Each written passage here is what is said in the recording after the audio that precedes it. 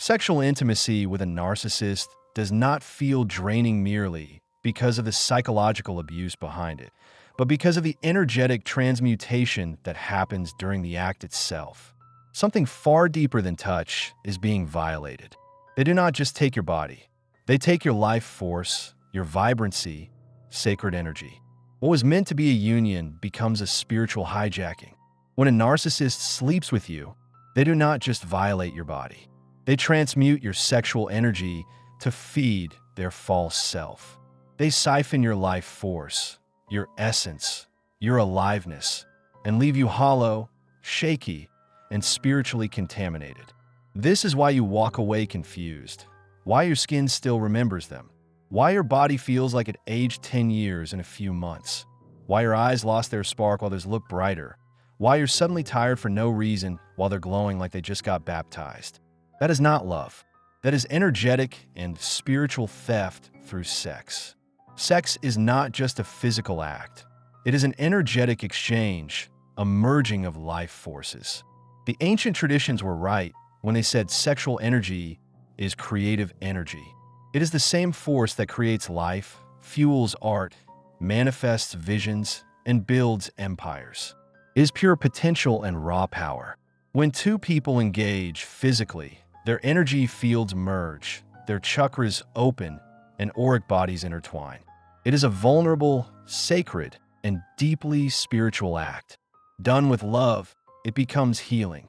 But done with manipulation, it becomes destructive. Now imagine this.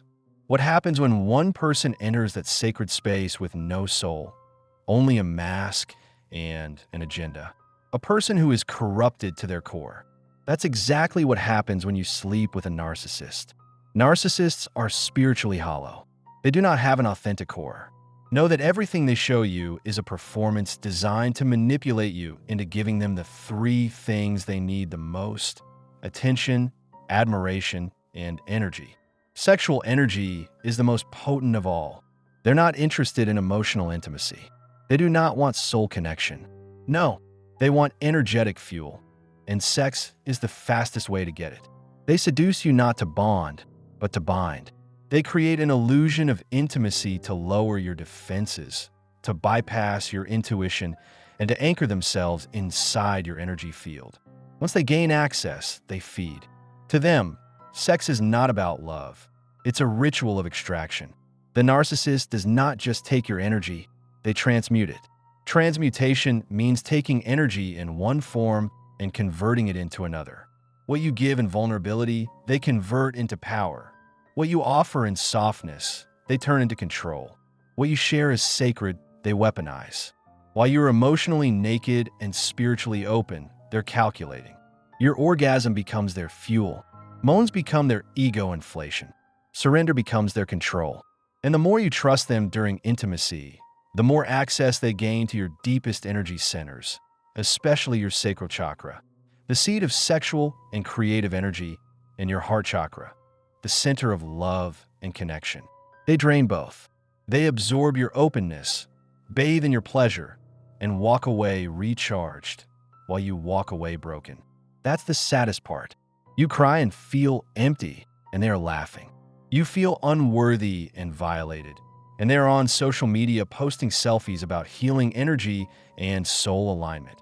This is especially true for spiritual narcissists, who are extremely dangerous. They literally glow while you rot. Do not mistake it for chemistry. That is theft. You may wonder, how do you even know this transmutation is happening? Because it doesn't look like a horror scene. No, it feels like obsession. But your body and soul know.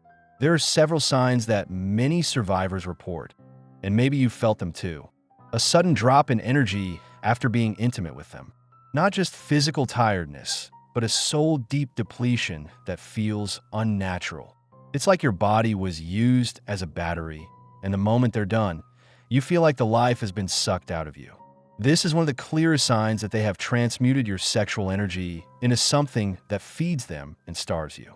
Feeling emotionally disconnected from your body, like you're watching yourself from the outside, numb and foggy, unable to fully return to your own skin. It's a sign your energetic set point was tampered with, and your soul, is now dissociating to protect you. Physical sensations of coldness, heaviness, or internal shaking, as if the warmth of your own body has been stolen. You may feel like your limbs are weighed down, or like your nervous system is on edge, trembling under an invisible threat. Long-term exhaustion, brain fog, or sleep disturbances, like your body is stuck in survival mode.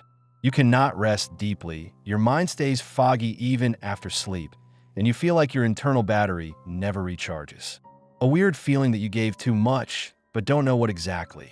Like a sacred part of you was handed over without your conscious consent. You feel lighter, in the worst way, like something intangible was taken from your core, leaving you vulnerable, empty, and slightly haunted without knowing why. Loss of joy, motivation, and creative drive, as if the very spark that once kept you inspired and alive has been dimmed. You find it harder to create, harder to feel excited about anything, and even the things you once loved begin to feel meaningless. Feeling haunted by them, even if you block them, as if their presence still lingers in your energetic field. You may feel them in your dreams, sense them during the day, or have random waves of anxiety that seem to come from nowhere. This is exactly what energetic imbalance looks like. Your body, soul, and spirit know when something was corrupted. It's like you lit a candle for love, and they used it to set your soul on fire. How bizarre. All of this is deeply spiritual, not just physical. The body can heal from bad physical intimacy, but your spiritual body takes a deeper hit, especially if you grew up with childhood trauma. Narcissists subconsciously seek out survivors because they know how to give the illusion of love and extract energy without resistance. They mimic soulmates. They use spiritual language a lot. They pretend to have depth. They talk about twin flames, divine unions, and sacred femininity or masculinity. But in reality, they're using spiritual lingo to perform sexual theft. They're not here to connect with you. They're here to consume. And that is what you have to realize deeply. If you have experienced this, you're not crazy. You're not weak. You were energetically robbed by someone who does not know how to love, but only how to extract. But here is what you need to do now. Cut all cords. Energetic cord cutting is not a trend. It is a necessity. Whether through ritual, visualization, or prayer, you must sever their access to your energy. Restore your sacral chakra. Creative expression, dance, sensual self-care, salt baths, and movement can help you reclaim your sexual center. Stop blaming yourself. This happened to you, not because of you. The deeper your capacity to love, the easier you are to exploit. That is not your flaw. That is your gift. It just needs better protection. Avoid physical connection, even if they come back. Even if the chemistry is insane. Don't fall for it. The chemistry is not love. It's trauma familiarity. Practice energetic sovereignty. Don't just say no to toxic lovers. Say yes to sacred boundaries. Only share your body with someone who can meet you with presence, reverence, and truth. All in all, sex with a narcissist is not just a physical wound. It is a spiritual poisoning. They enter you not to love you, but to leave a stain of control that lingers long after they are gone. But you can heal. You can cleanse your energy, reclaim your power, and, most importantly, you can rebuild a version of you who is no longer available for spiritual vampires, no matter how charming they seem. This will change everything for you. Thank you for listening. With that, this message comes to an end. Until next time, as always, let the healing begin.